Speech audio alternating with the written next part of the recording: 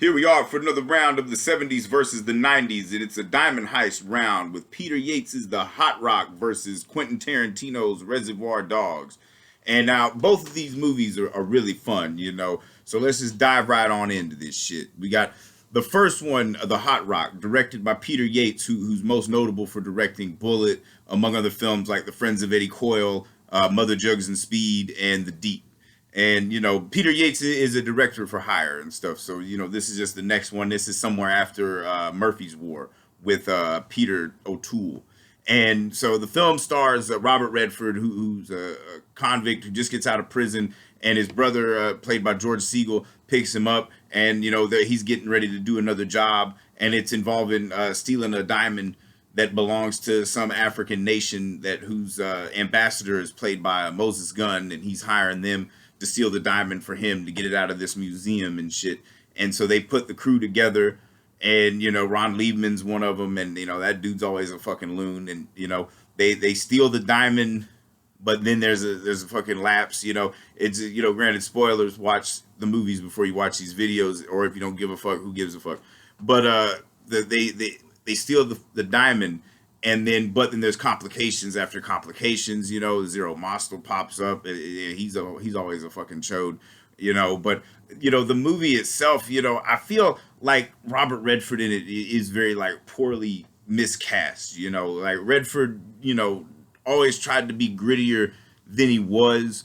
And I feel like the role would have been better suited for like Steve McQueen, and of course like Peter Yates knows how to direct Steve McQueen, but Robert Redford does try. He definitely is having fun with the material, but George Segal's like the real star of the fucking show. Like the stuff that he does, the heavy lifting and shit. And also they do have really good chemistry, Redford and Segal, like their interactions and shit, especially during the robbery and the shit they go through, because they got to steal this fucking diamond like 5 different times, because one thing will happen and another thing, and the most elaborate shit that you ever seen, but there's no substance. The ending is kind of lame too, where it's they just kind of get away. They get away with it. They outsmart the people that were trying to outsmart them and shit, But there's no catharsis. It doesn't have that like oomph that Reservoir Dogs has. Moving forward, and Quentin Tarantino's debut film. This movie is for as far as debut films go, you can't do better. I mean, they're very seldom have. Some have come close. But it's such an explosive debut, and talk about acting and perfectly cast. Like, and this is true for like all of Tarantino's films. Nobody ever feels out of place. Even down to the fucking like most minute background actor, like even the fucking extras. Feel like they're all there for a purpose. He knows everything. And Reservoir Dogs is pretty a tight thing. Also centers around a diamond heist. Whereas like you see a calamitous domino effect with the Hot Rock. Here we don't even see the heist in Reservoir Dogs, which Tarantino kind of takes a play out of Spielberg's book. With Jaws. Whereas like the shit you don't show is far more intriguing than the shit you do show. And, by the time Tarantino makes Reservoir Dogs, there's been, thousands of fucking heist films, not just for Diamond, but, all heist films are the same. No matter what they're fucking heisting or where, there's always the same dynamic, twists and turns. You'll see the planning of the heist, the execution, and then the aftermath. Well, he just jumps right into it. And of course, the opening is, it really announces who he is as not just a writer, director, but as a person too. His whole like a virgin speech is pretty much him auditioning for a podcast 30 years before podcasts were like really popular and shit. But and what's so cool about Reservoir Dogs, the way he writes it is, these guys are professional thieves. This is their job, this is how they earn a living and shit. But he plays it just like, people that work in an office building, and nobody likes their coworkers, they're always suspected of doing this and that, and then there's the rat and just a note on how brilliant his writing is that scene in the beginning where where Joe is like, well, who didn't tip? Who didn't throw in? And the only motherfucker that says anything is Mr. Orange, and that's who the fucking rat is. You got a whole table full of thieves and one fucking cop, and who the fuck says shit? The fucking rat.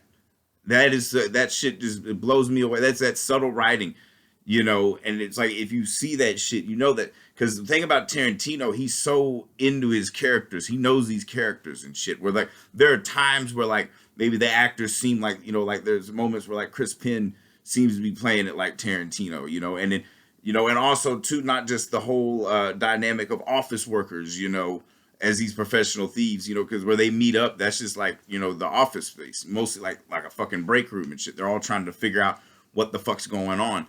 But also that scene where the Mr. Orange flashback with the whole commode story thing, that in and of itself, that is basically what it's like to be an actor preparing for a scene.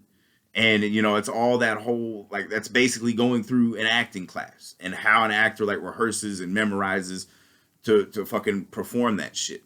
And that the way that unfolds, that is one of the most brilliant sequences ever, like, put into celluloid. There's a lot of subtle things that Tarantino puts in here because, a true writer puts a lot of themselves in their writing. And of course, not just heavily inspired by like, film noir of the 50s and the gritty 70s crime films and shit, but also the writings of Elmore Leonard are very apparent here as far as inspiration goes. And so like, and just that whole normalcy of like the anti-hero, something that the Wild Bunch had revolutionized. And so like Tarantino just delivers this fucking magnificent fucking debut, and of course like everybody in it is incredible. Harvey Keitel, of course, one of the greatest actors of all time, if not the greatest, and the intensity that you get from him, especially when him and Michael Madsen are sparring.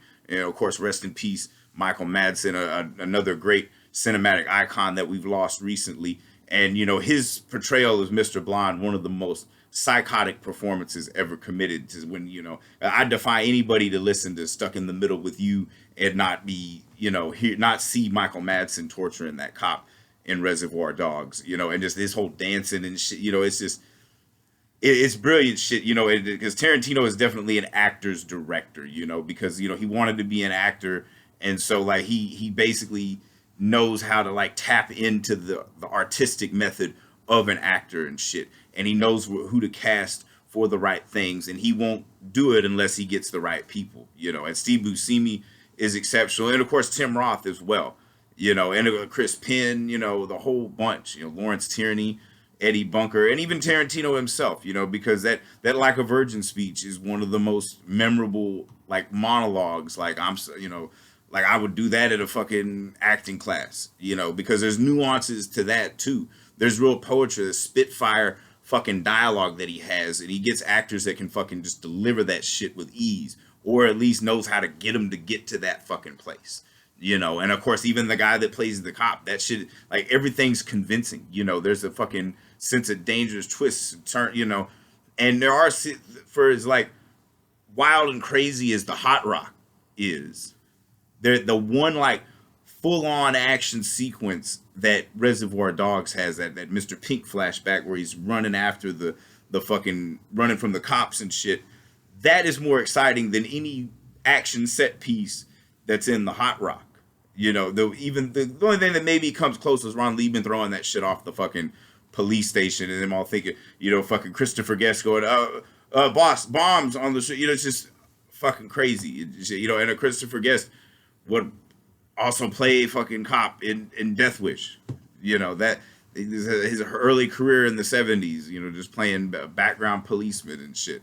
So, but, other than that, but also Tarantino's dialogue is just as vibrant as any fucking action movie, because a lot of these shots, they linger, there's not a whole lot of cuts, but you really want to hear the nuance of the language and see these characters interact, and it's almost like we're a fly on the wall in this fucking rendezvous and shit. And in that ending too, very explosive, and everybody fucking dies.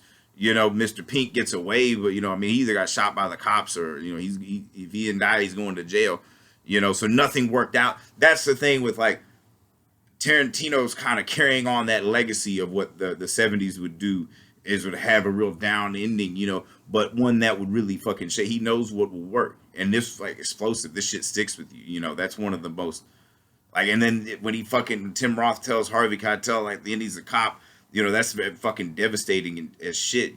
Because he really took a shine onto the kid, and and he had to betray. He had to kill his friend because he fucking believed this cop.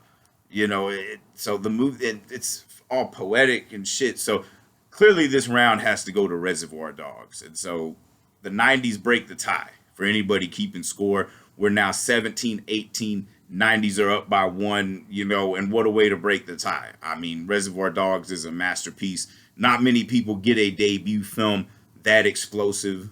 Somebody that's very self-aware of who they are as a writer and an artist and shit. And, basically knows how to capture like dialogue, to seem naturalistic, because that's the thing about the Hot Rock is like these guys are supposed to be professional thieves, but they're a bunch of lame ducks. It seems like a bunch of, working class guys that decide, oh, we can pull off jobs and shit. With Reservoir Dogs, this is their thing. That's what they fucking do. They're the Reservoir Dogs, whatever the fuck that means, because like there's always a speculation on where that title comes from. It's just a cool fucking title. That's how Tarantino explains it. And you know what? I'm cool with that because it is a cool fucking title, and who cares where the fuck it came from? So, 90s break the tie. We're sitting at 17-18, and the next week for the main event, it's gonna be The Godfather versus Goodfellas. So that one should be fucking exceptional. And then of course there'll be bonus rounds in between that. And so just stay tuned for that. I'm gonna keep them rolling, straight up sizzling. I feel like the 90s are really gonna fucking like hold their own, but there's still a bunch from the 70s that'll just fucking really shock you and shit. So I gotta know. So that's why I'm speeding up the process. You gotta see if y'all are hungry for content out there. And of course, if I've said anything wrong, eviscerate me in the comments. Something you don't disagree with. I don't really care. This is all for my entertainment. Fucking just creating a doctoral thesis to a fucking film essay that nobody's gonna fucking read. And so, like I say, next week, Godfather versus Goodfellas, bonus rounds in between that, 17-18, 90s coming back.